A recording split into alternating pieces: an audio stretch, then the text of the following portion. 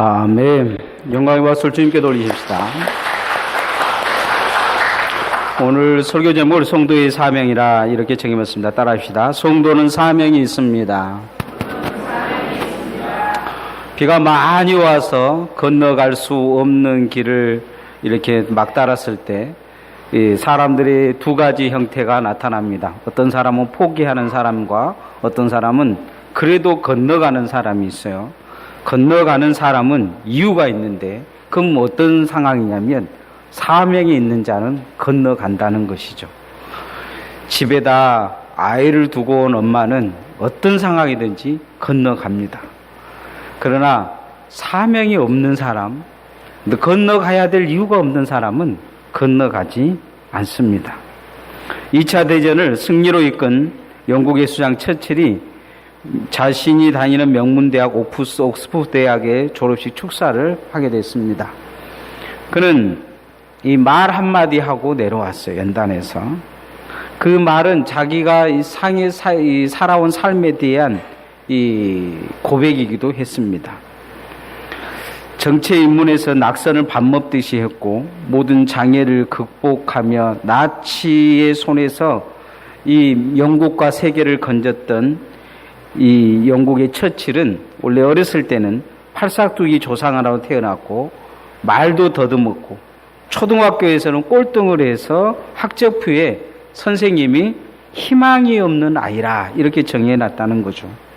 중학교 때는 모국어인 영어를 낙제받아서 3년이나 유급을 한 아이였다는 거입니다.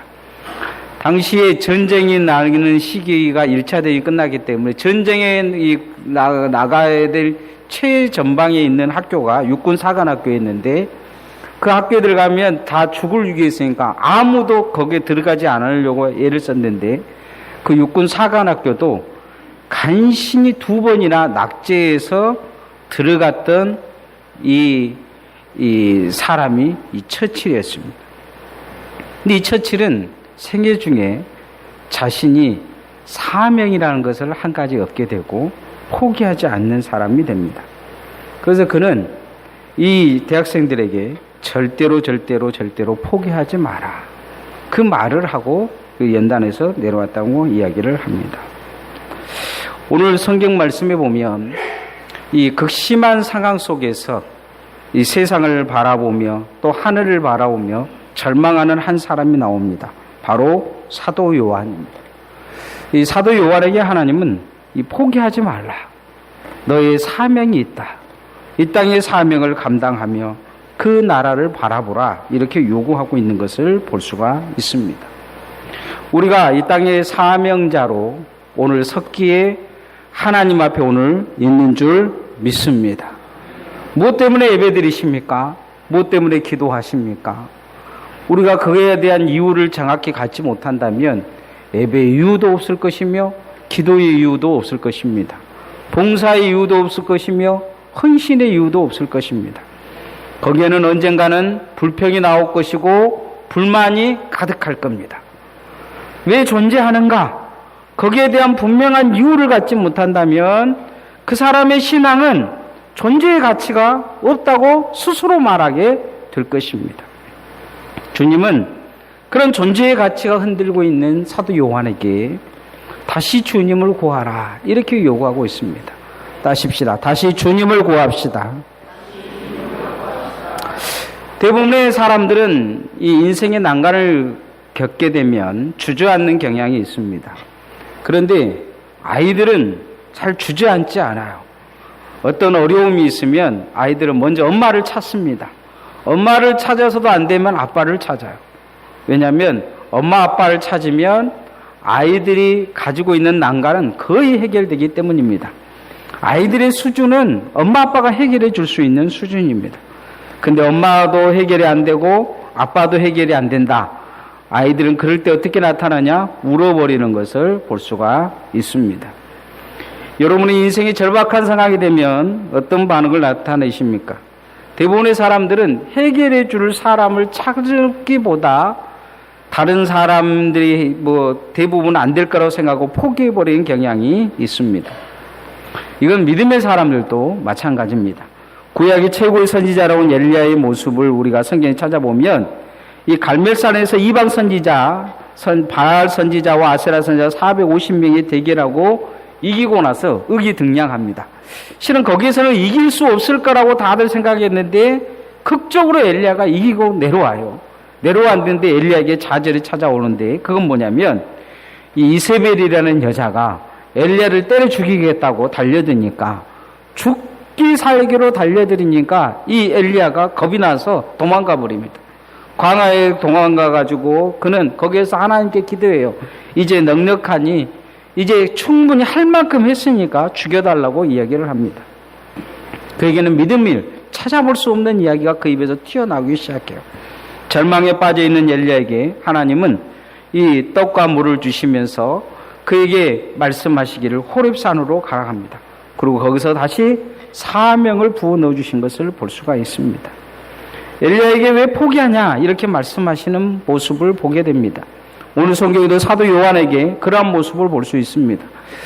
이 요한계시록 4장에 보면 하늘의 세상을 보는 사도 요한의 모습이 나타납니다. 여러분 하늘의 세상을 주님이 보여주셨을 때 사도 요한의 마음은 어떻겠습니까? 야, 하늘의 세계가 열린다 이런 꿈이 있었을 것이에요. 그런데 정작 중요한 세상이 어떻게 되어질 것이며 하나님의 역사가 어떻게 나타날 것인가는 이 두루마리 책 한 권을 열어볼 수가 없는 거죠. 그 열어볼 수 없음을 알고 절망하다가 울어버립니다. 그런 절망의 모습 속에 울어버린 엘리야에게, 이 사도 요한에게 하나님은 울지 말라 하십니다. 네가 할 일이 아니라는 거죠. 주님이 하실 일이다. 주님을 의지하라. 이렇게 말씀하시는 내용이 나와 있습니다. 자, 4절 5절 말씀 한번 같이 읽어보십시다. 시작. 그 두루마리를 펴거나 보거나 하기에 합당한 자로 보이지 아니하기로 내가 크게 울었더니 장로 중에 한 사람이 내게 말하되 울지 말라. 유대 지파의 사자 다윗의 뿌리가 이겼으니 그 두루마리와 그 7인을 떼시리라 하더라. 네가 할 일이 아니다. 주님이 하실 일이다. 이렇게 말씀하는 거죠. 역사의 중요한 두루마리, 이 미래의 역사가 열릴 두루마리를 발견하고 요한은 그것을 알게 해줄 사람이 없으니까 울어버리는 거죠. 그랬을 때 주님이 네가 할 일이 아니다. 주님이 하실 일이다. 이렇게 말하고 있는 걸 보게 됩니다. 우리도 이 땅에 살면서 정말 정작 중요한 것은 주님이 오셔서 해 주셔야 될 줄 믿습니다. 교회도 마찬가지요. 성도들의 삶도 마찬가지입니다. 사람의 마음도 마찬가지요. 내 마음 내가 내 마음대로 할 수 있습니까? 믿음도 마찬가지. 나는 왜 이렇게 믿음이 없을까? 그런 생각 하시지 않습니까? 내가 할 일이 아닙니다. 내가 집어넣는다고 열심히 믿음 집어넣어집니까? 주님이 해 주셔야 될 줄 믿습니다. 주님을 구해야 됩니다. 주님이 내게 오셔야 돼. 주님이 내게 은혜 베풀어 주셔야 됩니다. 영국의 한 직물 공장에 불분밀이 있었습니다. 실이 얽히면 무조건 공장장에게 보고하라 그랬어요. 새롭게 이제 다른 공장에서 열심히 이 공장 일을 하다가 입사한 여공이 하나 있었습니다. 실 푸는 데는 자신이 있었어요. 그래서 어느 날 실이 얽혀버렸습니다. 자기가 한번 과거의 경력이 있기 때문에 이 정도는 풀 수 있겠다고 풀었어요. 근데 정작 풀려고 조금 시도하다 보니까 더 얽힌 거예요. 그래도 내가 할 수 있겠다고 또 풀었어요. 나중에 보니까 완전히 얽혀가지고 이 공장이 올 수 없게 돼버린 거예요. 그 공장장이 와서 난리를 치는 거죠. 왜 보고하지 않았냐고. 그러자 자신은 최선을 다했다고, 할 수 있을 거라고 생각하고 했다고 이야기합니다. 그러자 그 말을 들은 공장장이 이렇게 말합니다. 당신이 할 수 있는 최선은 뭐였냐? 공장장을 부르는 거였다. 그렇게 이야기합니다. 우리가 이 땅에서 신앙생활에 할 수 있는 최선은 무엇이냐? 주님 구하는 것인 줄 믿습니다. 우리가 신앙생활에서 정말 중요한 것을 중에 한 가지 놓치는 건 뭐냐면 내가 열심히 하는 것은 정말 필요하다고 생각하지만 주님이 내게 오셔서 해 주셔야 된다는 생각은 안 하고 사는 것입니다. 주님이 오셔야 된다는 거죠. 그 믿음 좋은 사도 요한도 한 가지 잊어버린 게 있어요. 그냥 막 내 힘으로 어떻게 풀 수가 없으니까 울어버리는 거죠.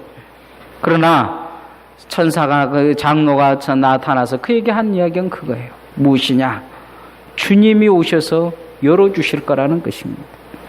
우리의 신앙도 주님이 우리에게 오셔서 일해 주셔야 될 줄 믿습니다. 그것이 신앙의 핵심입니다. 내가 하는 게 아니에요. 신앙생활은 내가 하는 것처럼 보이지만, 내가 했던 것처럼 보이지만 그것은 다 주님이 내게 오셔서 해 주셔야 될 일이고 이루어 주신 일이라는 것을 잊어버리면 안 됩니다. 그래서 바울 사도는 그렇게 이야기합니다. 내 능력 밖의 일이라는 거, 구원받은 건 내 능력 밖의 일이라, 그건 하나님의 은혜다, 이렇게 이야기합니다. 우리가 하나님 앞에 주님을 더 의지하고 주님이 내게 오셔서 일하시도록 그렇게 엎드려야 될 줄 믿습니다. 그러기 위해서 우리는 무엇이 필요하냐? 기도가 필요합니다.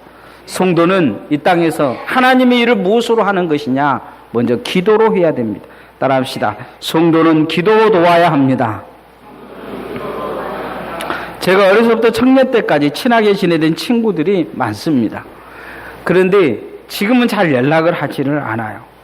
연락이 뜸해진 것은 제가 목회길에 들어왔기 때문이기도 하지만은 연락이 안 되니까 마음도 멀어지고 지금은 어떻게 사는지를 모릅니다. 이제 제가 나이가 이제 50이 가까우니까 동창회 한다고 이제 문자가 와요. 동창회 한다고 오라고 문자가 오기보다는 회비 내라고 문자가 많아요. 엊그저께는 이 초등학교 선생님, 별로 이제 기억도 안 나는 선생님이 이제 은퇴를 하시는데 이 돈이 부족하다고 돈 붙여라고 계좌번호 보내왔더라고요. 그런데 요즘 제게 아주 별로 친하고 싶지 않는 친구가 하나 있어요. 근데 친해요. 이유는 뭐냐면 이 목사님은 날마다 전화해요. 귀찮게 전화해요. 어쩔 때는 짜증나게 전화해요. 제가 이게 핸드폰을 놓고 이제 가끔 어디다 핸드폰 잘 놓고 다니는데 전화를 안 받으면 이 목양실로 전화를 해요. 제가 목양실에도 없으면 사택으로 전화합니다. 사택에도 없으면 우리 집사람한테 전화해요. 나중에 내가 전화한 줄 알아요. 왜냐하면 보면 내 핸드폰에도 찍혀져 있고, 이 집에 가보면 집 전화번호 이 인터넷 폰에도 찍혀져 있고, 우리 집사람도 이야기해요. 전화 왔다고. 그런데 어쩔 때는 또 며칠간 전화 안 할 때가 있어요. 그럼 되게 궁금해요. 어떻게 사는지. 세상 사람들은 지금 저보고 다들 그래요. 제일 친한 친구가 누구냐? 내가 말 안 해도 그 목사님인지를 다 알아요. 왜냐하면 날마다 가깝게 지내고 날마다 이야기가 되어지고 통용하고 있기 때문입니다. 그 일을 생각하면서 저는 그런 생각을 해봅니다. 하나님과 우리의 관계도 그렇지 않을까? 하나님께 기도하는 모습이, 우리의 모습이 그렇다면 하나님과 나의 관계도 친밀함과 친밀하지 않음이 그렇게 결과로 나타나지 않을까? 그런 생각을 해봅니다. 성경은 왜 우리가 기도해야 되는지를 말씀하고 있습니다. 예수님도 기도에 집착하실 정도로 기도를 하셨습니다. 기도하라고만 말씀하시지 않고 자신이 기도의 모습을 보여주셨어요. 40일간 금식하면서 기도하셨습니다. 이 기도의 몸부림을 보여주신 거죠. 새벽에 일찍 일어나서 가서 기도하셨어요. 그리고 낮에는 병자들과 제자들을 가르치시고 또 논쟁이 심한 바리새인과 사두개인과 논쟁하시고 나셔서 저녁 드시고 나서는 뭘 하셨느냐? 씻은 게 아니고 산에 올라가서 기도하시는 모습이 또 나타납니다. 때가 되면 한적한 곳에 기도하셨어요. 사람들이 그를 왕으로 세우려 했을 때 도망가셔가지고 하신 일이 뭐였느냐? 기도하셨습니다. 그런 십자가 지시기 전에 이 땀이 피가 되도록 기도하신 모습을 보여줍니다. 하나님의 사역을 위해 왜 그렇게 기도하셨겠습니까? 오늘 성경에 보면 그 이유가 나와 있습니다. 성도가 기도해야 될 이유, 성도가 이 땅에서 무엇을 가지고 사명을 살아야 될 이유가 여기 나타나 있습니다. 자, 8절 9절 말씀 같이 한번 읽어보십시다. 시작. 그 두루마리를 취하시며, 그러니까 24장로들이 그 어린 양 앞에 엎드려 각각 검은고와 향이 가득한 근대접을 가졌으니 이 향은 성도들의 기도들이라. 그들이 새 노래를 불러 이르되 두루마기를 가지시고 인복을 떼기에 합당하시도다. 일찍이 죽음을 당하사 각 족속과 방언과 백성과 나라 가운데서 사람들을 피로 사서 하나님께 드리시고, 오늘 성경에 보면 기도를 금 대접에다가 쌓아놓는 모습을 보여줍니다. 우리는 기도하고 나면 다 사라질 거라고 생각하는데 성경은 그렇지 말씀하고 있지는 않습니다. 우리의 기도가 향이 되어 하늘에 올라가서 쌓여져 있다는 것이죠. 정말 충격적인 것은 무엇이냐? 그것을 어디에다 담아두었느냐? 그것을 바로 금 대접에다 담겨놨다는 것입니다. 그것을 하나님 앞에 드리는, 이 구약에서 드리는 제사를 향기라고 합니다. 향기. 그런데 최고의 향기로 하나님 앞에 받아들이는 것이 뭐냐? 제물로 받아들이신 것이 기도라는 거죠. 하늘로 올라가는 최고의 제물이 뭐냐? 기도였다는 것입니다. 그것을 어디에다 담아두셨느냐? 금대접에다 담아주셨다는 것입니다. 성도들의 기도를 무시하지 않는다는 거죠. 성도들의 기도를 업신여기지 않는다는 것입니다. 계시록에 보면 이 기도를 차근 담아둬서 마지막 심판 때 땅에 쏟아서 하나님의 사역의 도구로 삼으시는 것을 볼 수가 있습니다. 그래서 주님은 우리의 기도가 중요하기 때문에 중언부언하지 말고 주님 앞에서 주님이 원하시는 기도, 주님의 뜻대로 되어지는 기도를 드리라고 그렇게 말씀하시는 모습을 볼 수가 있습니다. 성도들이 이 땅에서 해야 될 것, 바로 기도로 주님의 일을 해야 될 줄 믿습니다. 교회를 위해, 하나님을 위해 구원받은 성도들이 기도하는 것은 정말 중요합니다. 그것은 헛되지 않는다는 거죠. 그것이 최고의 헌신이요 마지막 시대에 하나님의 일을 감당하는 것입니다. 마지막 종말론적인 시대에서 하나님이 이 땅을 심판하실 때 그 사역의 도구로 무엇을 사용하고 계시냐? 기도를 사용하고 계시는 것을 볼 수가 있습니다. 기도에 몸부림치신 주님의 모습이 왜 그렇게 몸부림을 치시면서 기도에 집착하셨는가에 대해서 우리가 알 수 있습니다. 그런 아름다운 기도의 향이 우리에게 삶 속에서 올라가기를 소원합니다. 성도는 기도의 향기가 나야 될 줄 믿습니다. 우리가 이 조금만 이 냄새가, 몸의 냄새가 좋지 않으면 이 향수를 뿌리지 않습니까? 이제 우리 첫째 아들이 이제 지 스스로 생각하기에 짐승 냄새가 난지 어쩐지는 모르지만 향수를 해갖고 요즘 향수를 뿌리고 댕겨요. 그래서 우리 아들을 보면서 내가 그런 생각을 해요. 나도 향수를 좀 뿌리고 다녀야 될까? 그러나 성도는 기도의 향이 나야 될 줄 믿습니다. 기도하는 사람이구나. 하나님 앞에 우리가 그렇게 이 땅의 마지막의 사역을 위해, 주님의 사역을 위해 기도의 삶을 살고 기도의 단을 쌓고 그렇게 기도의 종들로 귀하게 아름답게 서시기를 소원합니다. 마지막 성도의 사명은 충성하는 것입니다. 성도가 충성하면 어떻게 되냐? 하나님은 보상하십니다. 따라합시다. 성도의 사명은 충성입니다. 구약 성경에 3개월 안에 갑자기 복을 받은 사람이 나타납니다. 어떤 복을 받았는지는 잘 이야기는 하지만 대단한 복을 받은 것 같아요. 오늘로 보면 로또 맞은 것 같은 삶이 나타나는데 그 사람이 누구냐면 이 다윗 시대의 오베도돔이라는 사람입니다. 사무엘이 아주 어렸을 때 이스라엘과 블레셋 전쟁이 있었는데 이때 엘리제사의 아들들이 이 홈리와 비니아스가 법궤를 가지고 갔다가 뺏겨버립니다. 홈리와 비니아스는 그 자리에서 죽어버리고 이 법궤를 블레셋 사람들이 가져갔다가 온통 재앙이 5개 이 고을에 재앙이 일어나요.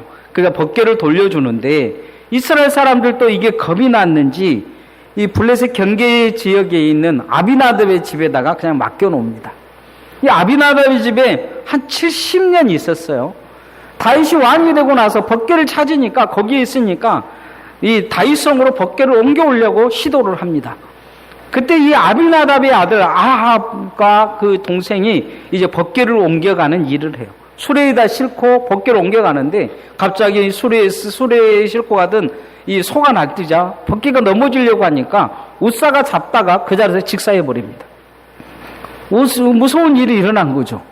누구도 이제 벗개 만지면 다 죽는다는 걸 알게 되니까 이 벗개를 놔두고 다 도망가 버려요. 심지어는 다윗도 도망가 버립니다. 그때 이 벗개를 어깨에다 메고 자기 집으로 가져간 사람이 있습니다. 그게 누구냐? 오베드에돔입니다. 오베드에돔 집에 이 3개월 임했는데 복이 임했다. 사람들이 뭔 복이 임했는지는 모르지만 다 알도록 복이 임한 것이죠. 다 버리고 도망가는데 이 자기 살기 위해서 뭐 하나님이고 뭐고 믿음이고 뭐고 이 심지어 그 가져가려고 예를 썼던 다윗도 다 버리고 도망가는데 거기에 목숨을 건 사람이 한 사람 있었습니다. 그게 누구냐? 오베드에돔의 집 사람들입니다. 70년을 벗개로 모신 아비다의 집의 아들 우사는 길에서 즉사하고 3개월 벗개를 모는 오베드에돔의 집은 복을 받았다 이야기를 합니다. 이 오베드에돔의 집의 사람들에 대해서 나중에 이 다윗의 이 왕정 이후에 역대 상하에 기록된 거 보면 오베드에돔의 자손들은 어떻게 됐느냐? 그들은 성전 문지기가 됐다. 유명한 자들이 있다. 능력이 있고 강건하며 그러면서 많은 사람들이 그 후손들이 기록되어져 있는 것을 볼 수가 있습니다. 이 소문이 나자 나중에 다윗이 마음을 바꿔서 그 또한 벗개를 옮겨가서 예루살렘 성으로 옮겨오는 것을 볼 수가 있습니다. 충성, 그것은 다른 데 나타나지 않습니다. 말로 행한 것이 아닙니다.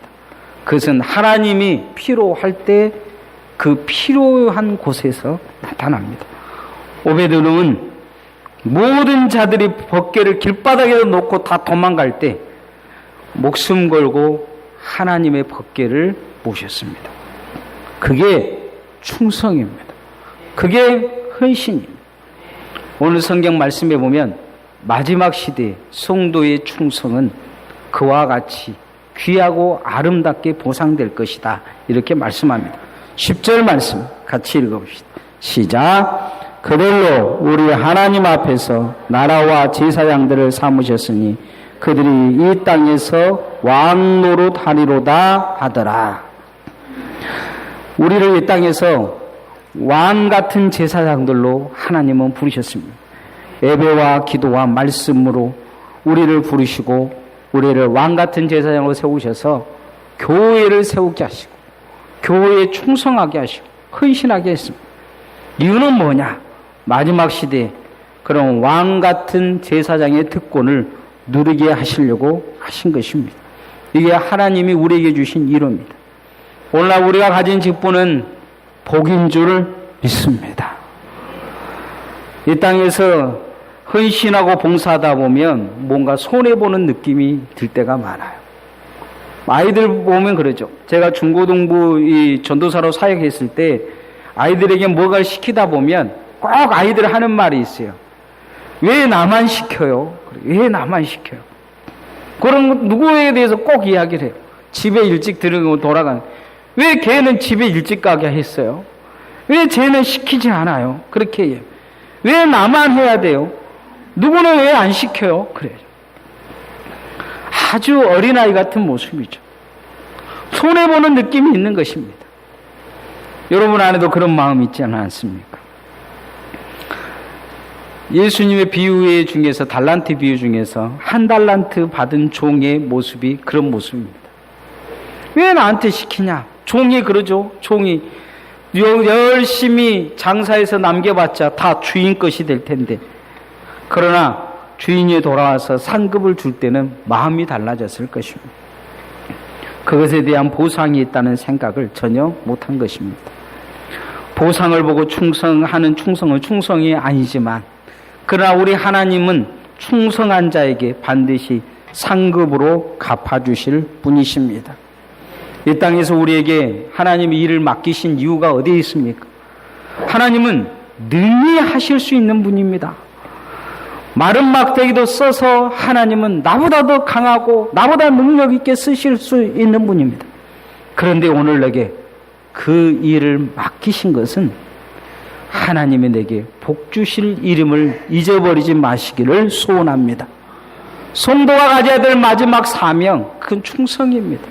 왜냐하면 하나님이 나를 복으로 부르시고 계시기 때문입니다. 그런 면에서 하나님의 일은 축복의 열쇠요, 은혜의 통로입니다. 이 소명과 사명을 잘 감당하는 주님의 종들 되어지시기를 소원합니다. 이제 말씀의 결론을 맺으면 성도는 마지막 시대가 다가오면 다가올수록 사명이 더 커집니다. 그 사명이 더 커질수록 사명자는 더 위험해집니다. 그렇죠. 전쟁이 나면 가장 먼저 암살당할 사람들은 지도자들이죠. 사명자는 그럴 때 어떻게 살아야 되냐. 더 위기가 오고 절망이 오고 고통이 올 때 주님을 구의하며 주님을 바라보며 살아야 될 줄 믿습니다. 이 땅의 성도들이 또 한 가지 해야 될 것은 성도는 기도로 도와야 합니다. 하나님은 우리의 기도를 귀하게 여기십니다. 세상 사람들은 그렇게 이야기죠. 맨날 교회 가서 기도하더니 꼴 좋다 그렇게 말할 수 있어요. 기도해봐야 뭔 이야기냐. 그렇게 오래 기도한다고 밥이 나냐 떡이 나오냐. 그것은 하나님의 일을 업신여기는 것입니다. 주님은 성도들의 기도를 업신여기지 않고 금대접에 담으셔서 마지막 사역을 준비하고 계십니다. 성도가 마지막 해야 될 건 뭐냐? 충성입니다. 충성함으로 하나님의 보상이 있음을 잊어버리지 말고 그 복을 주시려고 기대하시는 하나님 앞에 그렇게 귀하고 아름답게 서는 종들 되어지시기를 소원합니다. 찬양하겠습니다.